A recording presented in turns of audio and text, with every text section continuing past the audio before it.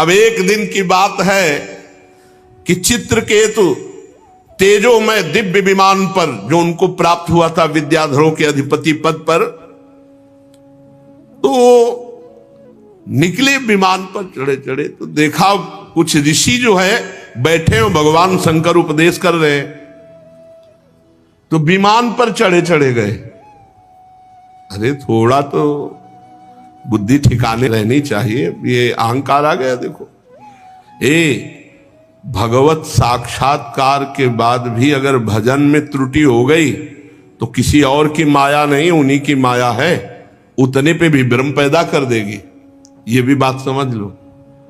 इसीलिए जो सिद्ध महापुरुष होते हैं रात दिन भजन में लगे रहते हैं, भजन से नहीं हटते। ये नहीं कि सिद्ध हो गए तो अब चलो सुमेरु की घाटियों पर विहार करते हैं। देख लो उद्दंडता नहीं गई महाराज चित्रकेतु की, बहुत जल्दी सिद्ध हो गए।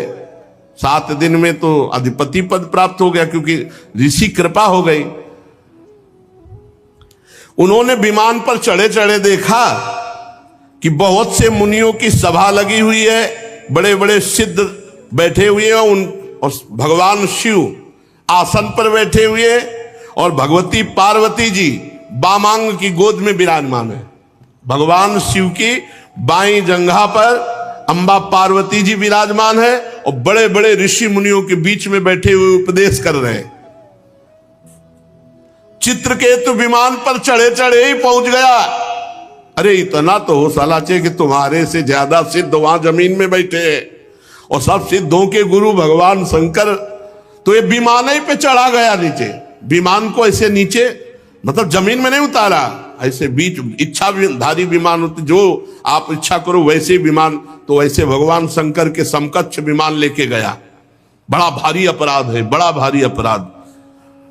विमान पर चढ़े चढ़े उनके पास गया, और पार्वती जी तरफ देख करके हंसने लगा, और जोर जोर से कहने लगा, विमान पे चढ़े चढ़े बुद्धि भ्रष्ट हो गई। बहुत कितना कड़ुआ बोला, मतलब भगवान के सामने कोई बोल सकता है, और ये नहीं जानते कि वही पार्वती है, वही शिव है। अरे महायोगी भगवान शिव। भगवान शंकर तो मुस्कुरा दिए, जैसे छोटा बच्चा कोई उद्दंडता पूर्वक बोले तो पिता मुस्कुरा देते ना। तो भगवान शंकर, भगवान अपि तच्छ्रुत्वा प्रास्या अगाध धीर नृप, अगाध ब्रह्मबोध प्रदान करने वाले भगवान शिव तो केवल मुस्कुरा दिए। बच्चा चित्रकेतु अब भी कटाक्ष करके पार्वती जी की तरफ हंस रहा था। भगवान शिव शांत बैठे, सब ऋषि मुनि, अरे इसकी बुद्धि भ्रष्ट क्या बोल रहा है। अरे सनकादि अब ऋषि मुनि हुआ, कोई थोड़ी है कि सब सिद्ध भगवत प्राप्त महापुरुष वहां बैठे, ब्रह्मबोध चर्चा हो रही। चित्रकेतु को भगवान शंकर का प्रभाव नहीं मालूम था, सत्संग नहीं हुआ। बहुत काल सत्संग करने से तब बात भक्तमाली जी कह रहे थे, बिना सत्संग के भगवान मिल सकते, उद्दंडता नहीं जा सकती। अगर साधु सेवन किया होता ना 2-4 साल, लंगोटी धोया होता महात्मा की, तो इसकी बुद्धि खराब नहीं होती। मंत्र दे दिया, 7 दिन में मंत्र के प्रभाव से विद्याधर का अधिपति बना। थोड़े दिन और जब किया, संकर्षण भगवान का दर्शन हो गया। अभी एक कुछ दिन रहता संतों के, नारद जी के पास, संतों के पास रहता, तो उद्दंडता ना रहती इसकी। इतनी बड़ी उद्दंडता। जितने भी सभा में बैठे थे सब की रुद्र दृष्टि हो गई, कैसे बात कर रहा है भगवान शिव से, कैसे बात कर रहा है। चित्रकेतु को भगवान शंकर का प्रभाव नहीं पता था, इसलिए वो ऐसे अशुद्ध शब्द बोल गया, और उसको एक अहंकार हो गया। उसको घमंड था कि मैं विद्याधरों का अधिपति हूं और मैंने संकर्षण भगवान का साक्षात्कार किया। ये बहुत ही आश्चर्य की बात है। इसीलिए सत्संग अनिवार्य है। कोई भी कितना भी बड़ा सत्संग अनिवार्य है। घमंड आ गया। घमंड ना होता तो भगवान शंकर को देख के साष्टांग दंडवत होता, विमान से कूद पड़ता। विमान पे चढ़े चढ़े वहां गया। पार्वती जी ने कहा, भगवान शिव तो कुछ नहीं बोले और सभा में सबको रोष था, लेकिन सब मर्यादित, बिना शिव आज्ञा के कोई कुछ कह नहीं सकता। तो पार्वती जी बोले, हम जैसे निर्लज्जों को दंड देने वाले तुम भगवान हुए हो? वो मुझे नहीं पता था कि तुम हम जैसों को दंड देने वाले हो।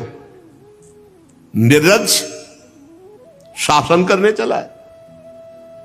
जान पड़ता है ये जो सामने बैठे हैं ब्रह्मा जी, भृगु जी, नारद जी, सनक सनंदन सनातन सनत कुमार, कपिल देव जी, मनु जी, ये जो बड़े बड़े नीचे बैठे हुए भगवान शिव से सत्संग कर रहे हैं, इनको ज्ञान नहीं है। तू आया धर्म मर्यादा का उल्लंघन करने वाले भगवान शिव को उपदेश देने। ये ब्रह्मादि महापुरुष बैठ करके चरणों की आराधना करके उपदेश सुन रहे हैं। उन्हीं मंगलों को मंगल बनाने वाले साक्षात जगत गुरु भगवान शंकर का अपमान करने वाले तू शासन करने आया है। तू किनके ऊपर शासन की चेष्टा कर रहा है? तू दंड का पात्र है। वो दंड माता जी ने कहा। तुझे घमंड हो गया है, दिखाई दे रहा है विमान में बैठा मूर्ख। भगवान श्री हरि के पावन चरण कमलों के सानिध्य में रहने लायक नहीं तू। जिनकी उपासना बड़े बड़े सत्पुरुष किया करते हैं, उनके सामने ऐसी उद्दंड भाषा। ए दुर्मते, जा, मैं साप देती हूं तो पाप में असुर योनि को प्राप्त हो। वो ठिकाने आ गए काल चित्रकेतु के, तत्काल होश ठिकाने। माता जो है दुष्ट, भगवान शिव पर शासन करने चला है।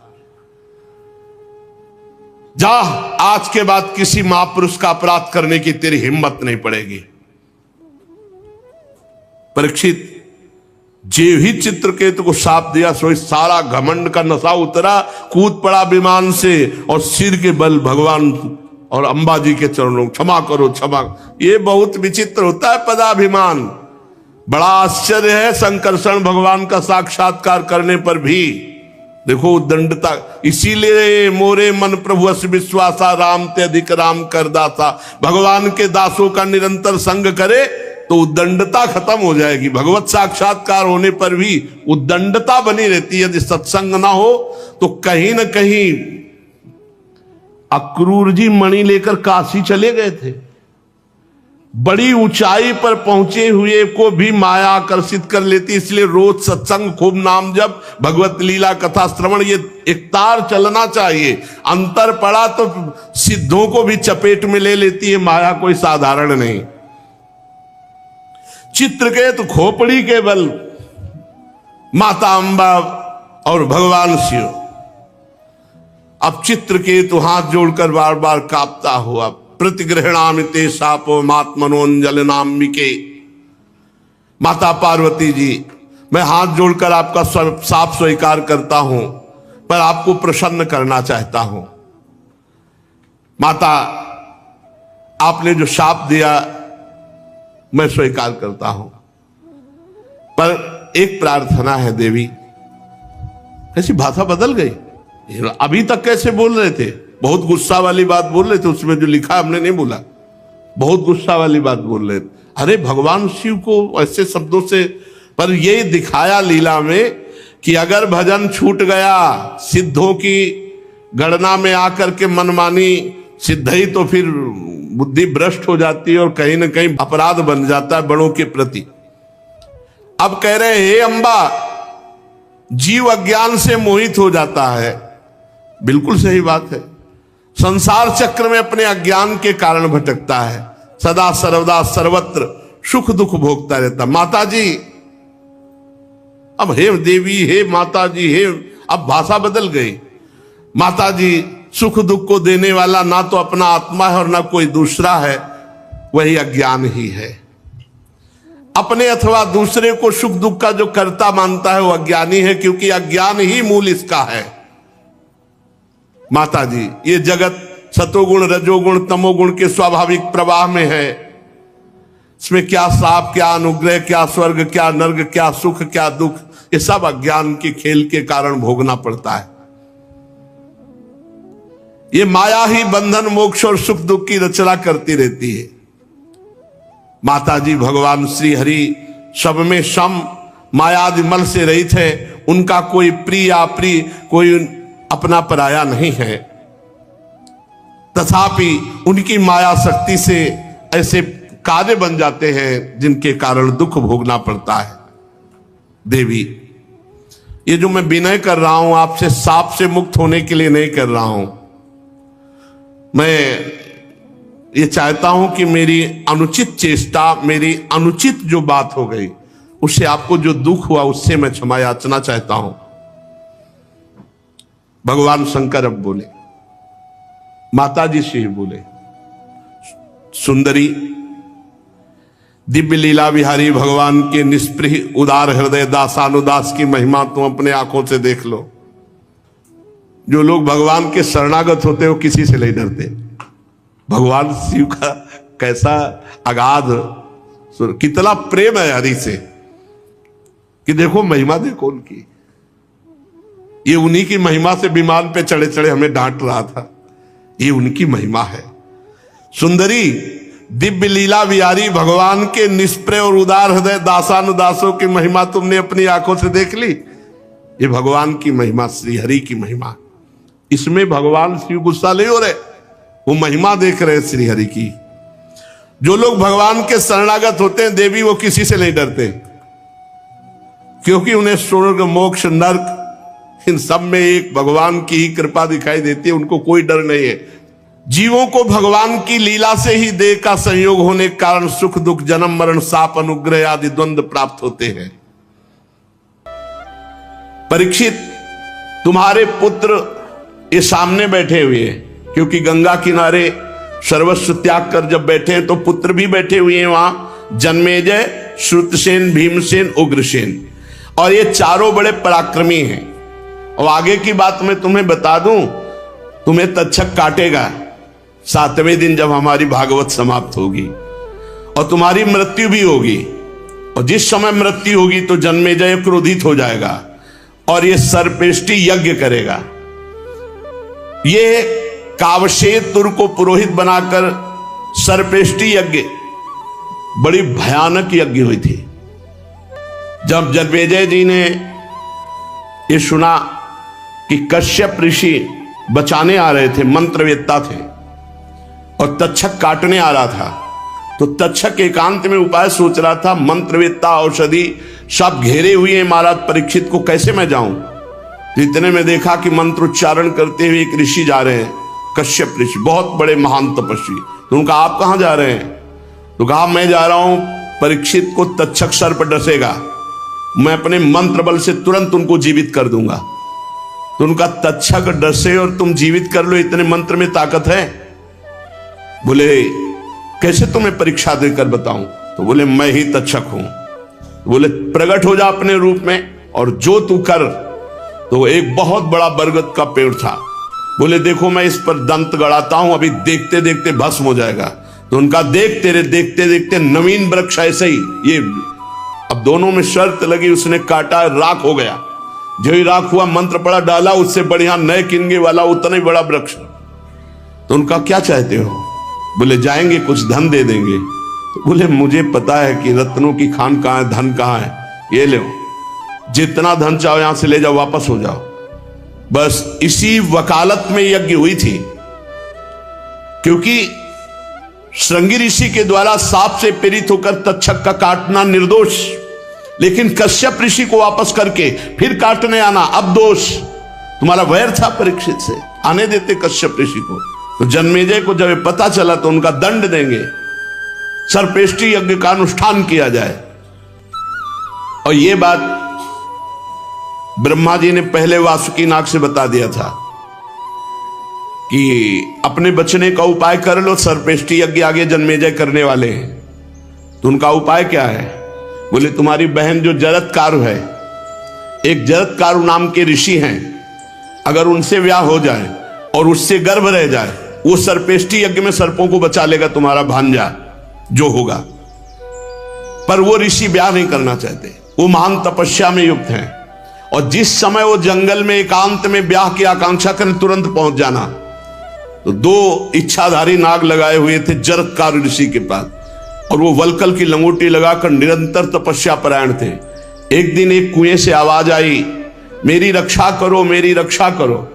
जो जरत्कार ऋषि ने झांक कर देखा तो कुछ ऋषि उल्टे टंगे हुए हैं और एक तना केवल रह गया है, और सफेद और काले दो चूहे काट रहे हैं उस तने को। तो उनका ऋषिवर कौन हो? बोले तुम्हें अगर जरत्कार ऋषि मिले तो बता देना, वो जरत्कार ऋषि के हम पूर्वज हैं। ये तना वही जरत्कारु है जिसे शुक्ल पक्ष और कृष्ण पक्ष उसकी आयु को काट रहा है। अगर वो ब्याह करके संतान उत्पन्न ना किया तो मेरा पूरा वंश चौपट हो जाएगा और हम पितर कुएं में गिर जाएंगे। तो उनका मेरी गृहस्थी धर्म में रुचि नहीं है और मैं कुछ कार्य कर नहीं सकता, तो ब्याह के लिए तो व्यवस्था चाहिए। मेरे को कौन ब्याह करेगा? अस्थि मात्र हुए रहे शरीरा, पर पितरों की आज्ञा का पालन करना है। तो सोचते सोचते एकदम आवाज लगाई, कोई मुझे पत्नी प्रदान करे। वो दो इच्छाधारी नाग लगे हुए थे। तुरंत सूचना पहुंची, वासुकी नाग जरत्कारु को लेकर उपस्थित हो गए अपनी बहन को। वो कहा, ऋषिवर मैं वासुकी नाग हूं, अपनी बहन आपको देना चाहता हूं। बोले अगर जरत्कारु नाम नहीं है तो मैं स्वीकार नहीं करूं। बोले जरत्कार ही रखा गया नाम। बोले फिर हम कुछ नहीं करेंगे। बोले महाराज महल चलो, सारा वैभव नागलोक का आपका। जरत्कार से कहा, कभी अगर टोक दिया मुझे तो उसी क्षण छोड़ दूंगा। महाराज कभी नहीं टोकेंगे। ऐसे ब्याह हुआ। जरत्कार को महल ले गए। जरत्कार ऋषि और जरत्कार बहन। कुछ समय व्यतीत हुआ पति पत्नी भाव में। एक दिन जरत्कार ऋषि जरत्कारु अपनी पत्नी की जांग में सर रखकर पड़े हुए थे, सो गए। संध्या का समय, संध्या के समय सोना खाना मैथुन करना ये सब निषेध है। जरत्कार ऋषि की जो पत्नी थी उन्होंने सोचा इस समय मेरे पति का धर्म लोप हो जाएगा अगर सो गए। सूर्य भगवान अस्ताचल को चले गए, अर्घदान नहीं किया, संध्या बंदन नहीं किया तो धर्म का लोप हो। तो उनका भगवान उठिए, भगवान सूर्य अस्ताचल को जा रहे हैं, यदि आप अर्घदान नहीं करेंगे, संध्या नहीं करेंगे तो आपके धर्म का लोप हो जाएगा। अरे वो तो उठे, एकदम आग बबूला हो गए। तूने टोक कैसे दिया? अब मैं तुम्हारा त्याग करता हूं ना, तेरे महल में रहूंगा ना, तेरे पास रहूंगा। सूर्य की ताकत क्या, बिना अर्घ लिए और वो अस्ताचल को चले जाते। मैं जितना भी सोता सूर्य यहीं रहते। वो तो ऋषि एकदम झरझराए चल दिए नाराज होके। वासुकी नाग ने बहन से कहा, हमारा क्या होगा, क्योंकि सर्वनाश होगा जन्मेजय की यज्ञ में, तो भांजा ही तो रक्षा करेगा। तो उन्होंने कहा, भगवान कम से कम आप अपने पितरों की बात याद कीजिए और गृहस्थ धर्म का फल तो दे दीजिए। तो उनका आस्ती वो है। तो जो बालक पैदा हुआ उनका नाम आस्तिक मुनि हुआ। बड़े समर्थ ऋषि। जिस समय स्वाहा बोला जाता तो हजार हजार फण वाले सांपों के ऐसे बोझे के बोझे नाला बह रहा था चर्बियों का। ऐसा जन्मेजय ने यज्ञ किया, सर्पेष्टि यज्ञ। तक्षक भागकर देवराज इंद्र के पावे में लिपट गया जाके। जन्मेजय ने कहा, ऋषियों में जो प्रधान हमारा शत्रु है तक्षक तो आया नहीं। बोले वो नहीं आएगा। क्यों? बोले तो देवराज इंद्र के पावे में है, चिपकाओ। बोले ऐसा मंत्र नहीं कि मैं देवराज सहित स्वाहा हो जाए। बोले आप संकल्प लो। संकल्प लिए तो मड़राने लगा सिंहासन सहित देवराज इंद्र। कूद के भागे देवराज इंद्र और स्वाहा बोलने के लिए जेव ही सोई आस्तिक ऋषि पहुंच गए और कहा, तिष्ठ तिष्ठ। बस दो शब्द बोले, वहीं मंत्र खंडित हो गया, वहीं सिंहासन रुक गया तक्षक सहित। और कहा, जन्मेजय से ये आहुति मुझे दान दो।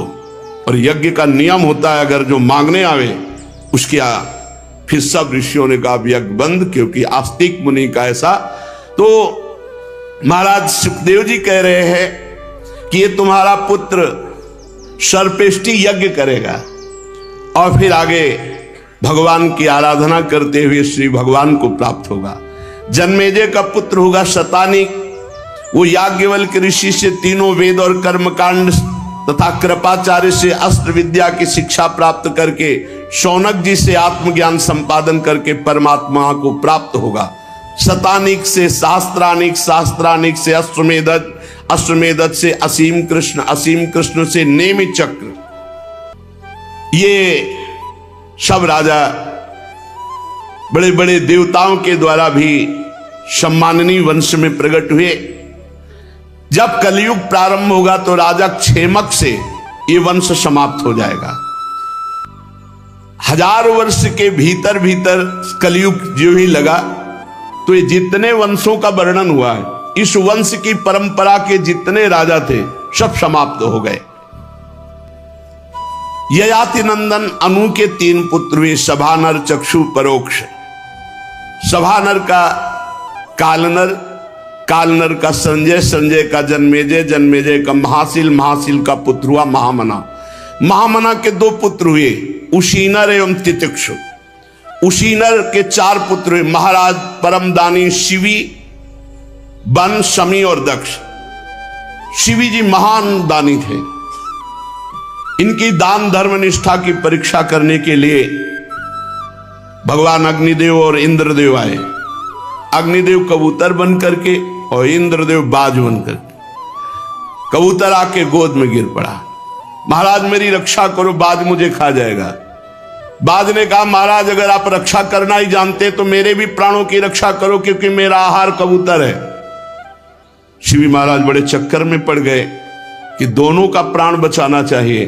तो कहा कबूतर को नहीं दूंगा, तुम्हें हम और मांस ला के दे सकते। तो उन्होंने कहा आपको पता होना चाहिए बाज कभी मरे हुए पशु पक्षियों का मांस नहीं खाता, वो जिंदा पक्षियों को दबोच के खाता है। तो उनका कबूतर तो नहीं दे सकता। हाँ अगर चाहो तो मुझे जिंदा मेरा मांस लेकर खा सकते हो, हाँ ये हो सकता है। अब एक तराजू रखा गया जिसमें एक तरफ कबूतर, देखो कैसे धर्मात्मा पुरुष, अरे ये हम खुद उबाल उबाल के खा रहे पशु पक्षियों को, क्या रक्षा करना जानेंगे।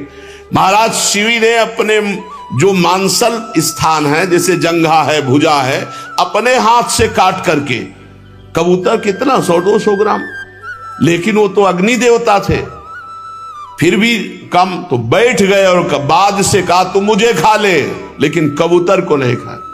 प्रकट हो गए उनका, जय हो महाराज, मैं कोई बाज नहीं हूं, मैं देवराज इंद्र हूं। बोले मैं कबूतर नहीं हूं, मैं भगवान अग्नि हूं। स्पर्श करते ही सर्वांग पुष्ट हो गए और जय जयकार की कि आप जैसा शरणागत वत्सल, आप जैसा दाता अद्वितीय महाराज शिवी।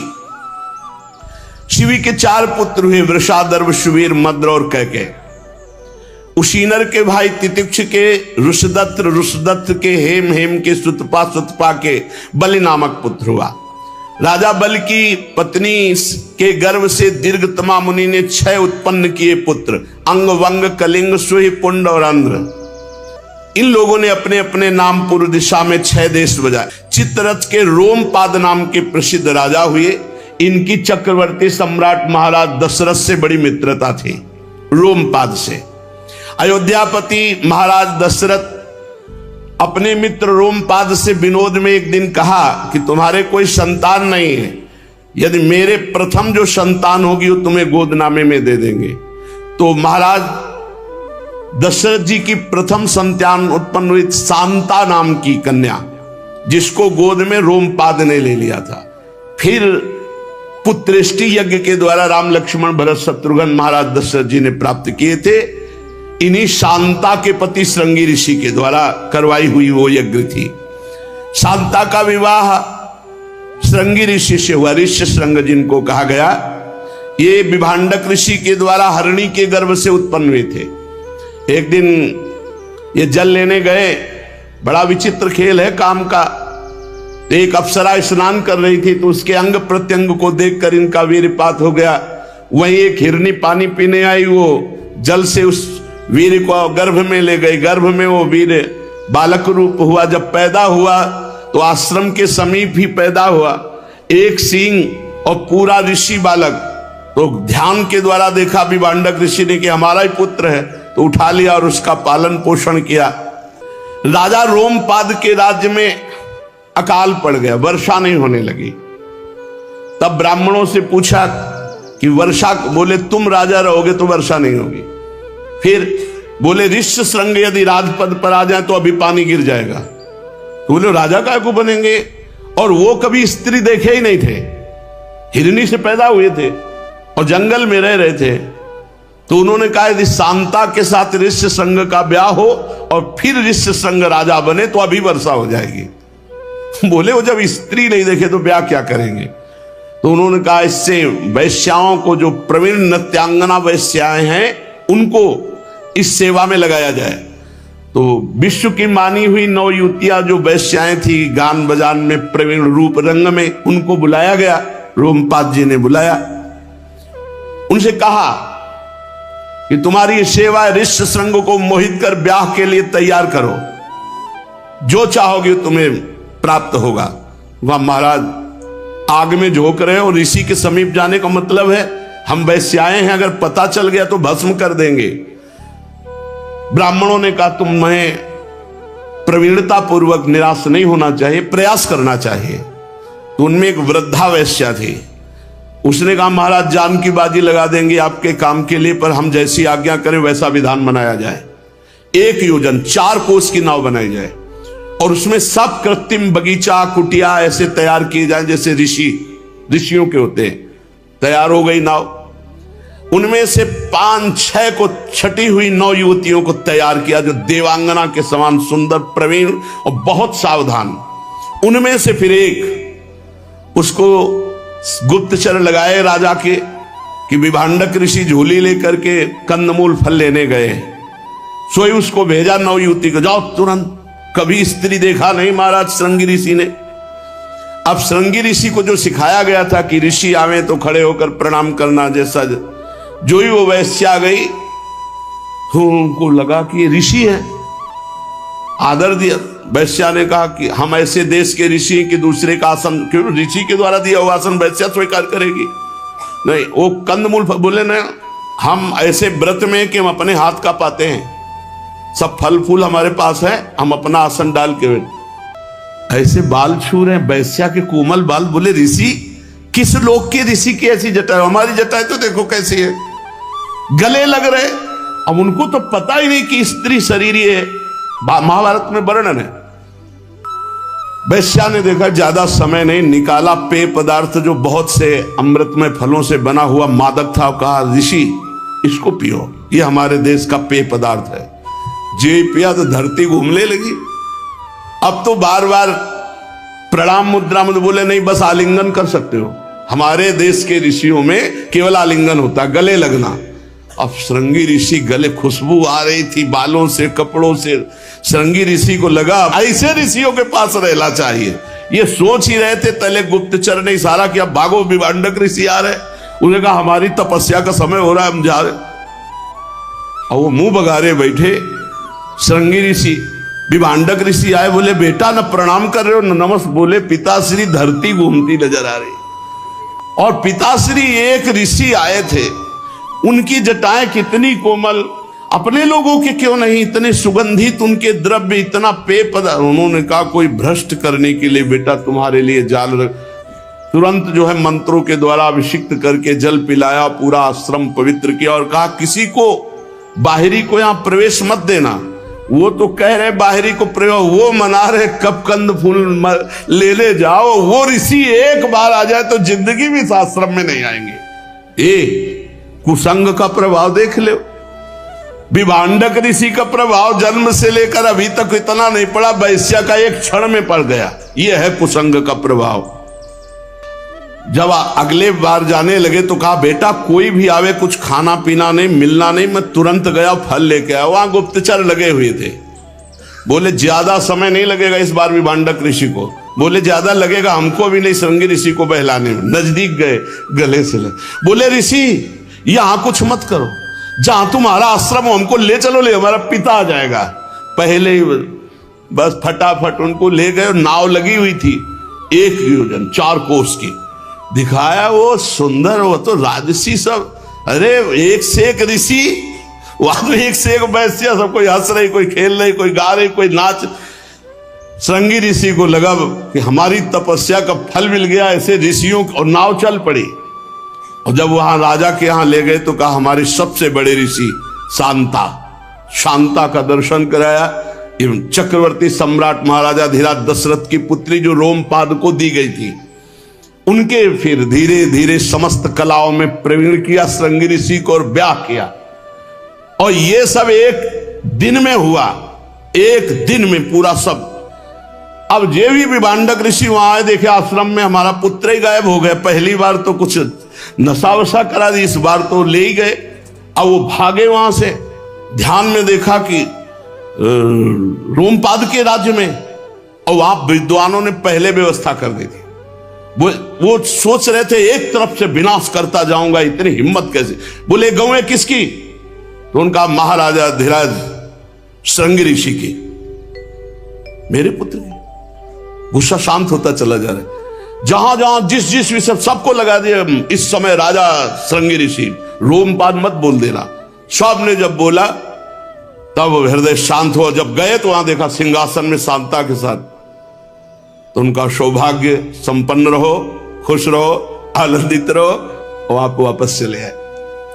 वही श्रृंगी ऋषि जब वशिष्ठ जी से महाराज दशरथ जी ने कहा हमारे कोई संतान ही नहीं हो रही, तो इन्हीं श्रृंगी ऋषि को बुलाया और इन्होंने फिर पुत्रेष्टि यज्ञ की, जिससे करुणा वरुणालय मर्यादा पुरुषोत्तम भगवान श्री राम, शेषावतार लक्ष्मण जी, प्रेमावतार भरत जी, और सेवा का साक्षात स्वरूप शत्रुघ्न जी, श्री दशरथ जी महाराज का जो सौभाग्य, वो भूतल में किसको मिल सकता। देवी दशरथ जी को कान में आकर दासी बताती है महाराज के पुत्र हुआ है। तो महाराज की जो दशा, कई बार एकांत में चिंतन करके हृदय पुलकित हुआ। सुनने मात्र से मंगल हो जाता, वो भगवान हमारे घर में पुत्र बनकर आया है। लड़खड़ाते हुए महाराज साहब संगीत बजाओ, परमानंद पूरी मन राजा, कहा बुलाए बजाओ बाजा। और लड़खड़ाते हुए गए पर कौशल्या जिसका एक बार दर्शन, नील कमल की कांति, भगवान का वो सुंदर रूप दशरथ जी नेत्रों से पान कर रहे। ये जो सुख है भगवान में, दुर्मति है जो माया में एक क्षण के लिए भी मन चित्त जाए। रोमपाद का पुत्र हुआ चतुरंग, चतुरंग का पृथुलाक्ष, पृथुलाक्ष के बृहद्रथ, बृहत्कर्मा, बृहद्भान, 3 पुत्र हुए। बृहद्रथ का पुत्र हुआ बृहन्मना, बृहन्मना का जयद्रथ, जयद्रथ की पत्नी का नाम था शंभूति, उसके गर्भ से विजय का जन्म हुआ, विजय का धृति, धृति का धृतव्रत, धृतव्रत का सत्कर्मा, और सत्कर्मा का पुत्र अधिरथ। अधिरथ को कोई संतान नहीं थी। एक दिन वो गंगा किनारे बैठा हुआ था तो देखा कि गंगा जी में एक पिटारी बहती आ रही। कूद पड़ा गंगा जल में अधिरथ, और उस पिटारी को लाया तो नन्हा सा शिशु मिला, जो कुंडल और कवच धारण किए होता, वो शिशु कर्ण थे। कुंती जी बाल्यावस्था में कुंती भोज राजा के गोदनामे में ली गई थी। भगवान की बुआ है सगी। महान तपस्या के धनी दुर्वासा जी पधारे तो राजा ने कहा बेटी 8 पहर इनकी परिचर्या होनी चाहिए, दास दासियों से त्रुटि हो गई तो साप दे देंगे। तो कुंती जी ने कहा आप निश्चिंत रहिए, मैं महर्षि की सेवा में हूं। 8 पहर सेवा ऐसी मन मन की रुचि जानी। दुर्वासा जी बहुत प्रसन्न हुए। उन्होंने कहा बेटी मैं तुम्हें एक मंत्र देता हूं, जिस देवता को जब चाहोगी जहां चाहोगी बुला सकते हो। उन्होंने कहा यदि प्रभु आकांक्षा नहीं, पर आप जैसा उचित समझे। तो मंत्र दिया, जिस देवता को लक्ष्य करोगे वही उपस्थित हो जाएगा। दुर्वासा जी चले गए। एक दिन महल में भ्रमण कर रही थी, अचानक दृष्टि पड़ी उदित होते हुए भगवान सूर्य पर। उनका देखें मंत्र की परीक्षा करके कि ऋषि ने कहा जिस देवता को, तो क्या भगवान सूर्य आ जाएंगे? तो जे ही मंत्र पढ़ा आह्वान किया तो भगवान सूर्य उपस्थित हो। उन्होंने कहा भगवान आप जाओ, हम तो ऐसे ही के बोले, ऐसे थोड़ी देवताओं का आना निरर्थक जाता है, अब हम आपसे संतान उत्पन्न करेंगे। तो उनका भगवान अभी तो मैं अवस्था नहीं है संतान की। उनका नहीं, अवस्था से मतलब नहीं, तुम कन्या ही रहोगे। देवता है संकल्प, उनकी सामर्थ्य। उनका भगवान गर्भधारण, बोले अभी बालक अभी होगा। कुंडल कवच युक्त कर्ण प्रगड़ो, सूर्य भगवान तो अंतर ध्यान हो गए और उनको लगा कि कोई ये जान गया महल में कि कुंती के पुत्र हुआ है तो आगे की तो सब रास्ते बंद हो जाएंगे और बड़ा कहीं ऐसा ना हो कि हम किसको किसको बताएंगे कि भगवान सूर्य को मंत्र के द्वारा आह्वान किया तो संतान हुई। कर्ण विचार किया कि इसको प्रवाहित कर देते गंगा में, भगवान जैसा रचे होंगे वैसा ही होगा। तो एक पिटारी में करके, वही पिटारी अधिरथ को मिली। गंगा तट पर अधिरथ को पिटारी में जब नन्हा सा शिशु मिला जो बहा चला जा रहा था, वो महाबली कर्ण भगवान सूर्य के द्वारा प्रकट हुआ। अधिरथ ने भगवान का प्रसाद मानकर, गंगा जी की कृपा मान करके अपना पुत्र बना लिया। जहां जहां सभा में अर्जुन अपनी वीरता दिखाते वहां कर्ण जरूर दिखाता, पर हर जगह सूत पुत्र कह के उसको हटा दिया जाता है। माता कुंती जब महाभारत का युद्ध तय हुआ तो एक ही भय था कि महाबली कर्ण ही विनाश कर सकता है पांडव पक्ष का।